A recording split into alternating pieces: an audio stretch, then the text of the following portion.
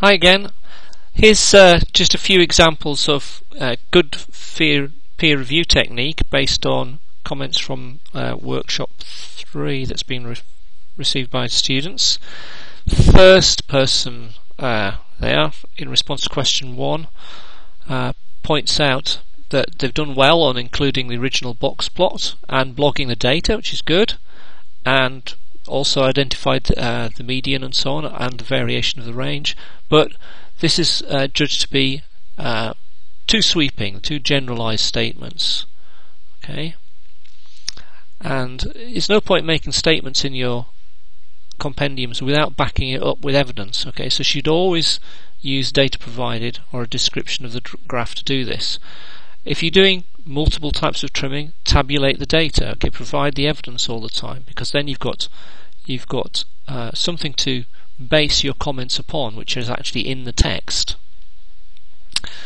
Again, in response to the second question, the author states an excellent reason for trimming the data, and then says what that was, that it would result in a more marked differentiation between the scores, meaning that you can tell the difference better between the different scores of the variables, and gives a good explanation of what trimming means. Okay, fine. The author demonstrates the effect of trimming at 20% and the effect this has on the median of the variables, but doesn't mention any changes to the mean value, which would have further supported the analysis. So they've been looking at the box plots, but not referring also to the tabulated data that was provided. Okay, and there's the relationship between the mean and the median changes as you apply the trimming. Okay, which is quite informative.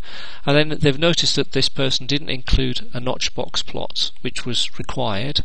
And if they had done that, so they've noticed that they've missed something out, but now they go on to say that if they'd done this, they could have talked about significant differences between the variables. Key point, okay?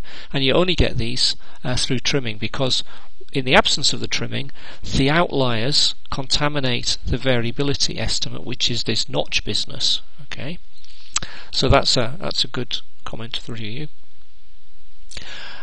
To extend, okay, to make that peer review better, this person could have said, well, I've taken your example, the second one that you did with the 20% trimming or something, reproduced it from your blog, and I've now applied the correct, I've done the calculations, and here's an example of the notch box plots that shows the differences between these two values.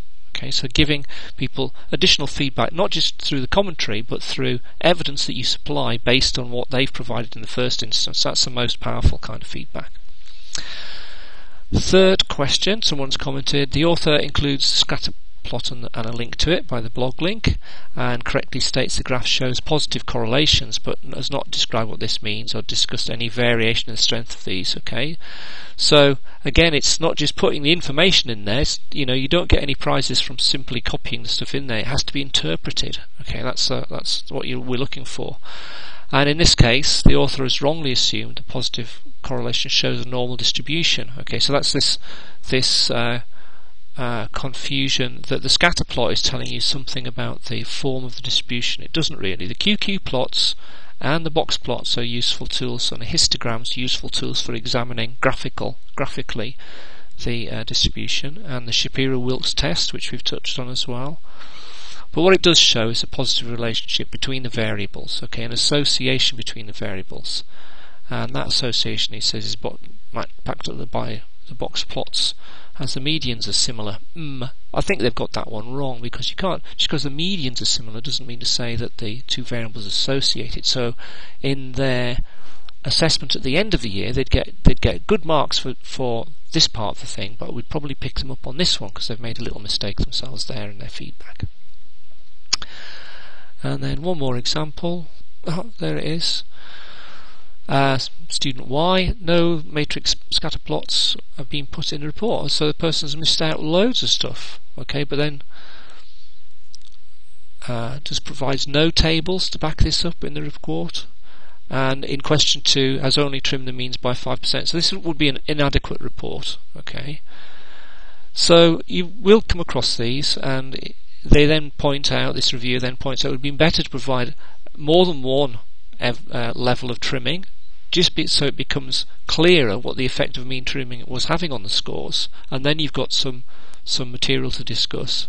And then in question 2, notch box plots was supposed to be included, as this will have made the mean trimming effects easier to tell. And again, you see, that's an opportunity to give feedback in the form of an example that includes the notch box plots. I mean, you can use one of your ones from your own compendium if you want to. There's no harm in doing that. It only takes a minute to paste the link in, and it's that closing the loop on these feedback things that we're really looking for. Thanks a lot. Bye.